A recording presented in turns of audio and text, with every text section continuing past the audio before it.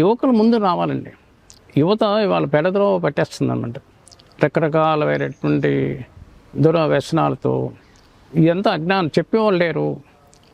పెద్దలు అదే మారుకున్నారు, చిన్నలు అదే మారుకున్నప్పుడు మన దేశం ఏమవుతుందంటే రాబోయేటువంటి ఇదిలో జనరేషన్ యువత తగ్గిపోద్దండి.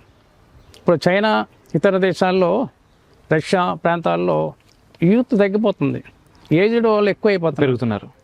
అందుకనే ఏమంటున్నారు రష్యా అధ్యక్షుడు, భారతదేశంలో ఉండేటువంటి అబ్బాయిలందరూ అమెరికాలో ఉండే అమ్మాయిలను పెళ్లి చేసుకోండి అంటున్నారు. అంటే వాళ్ళు తెలివి చూసారా వీళ్ళందరూ.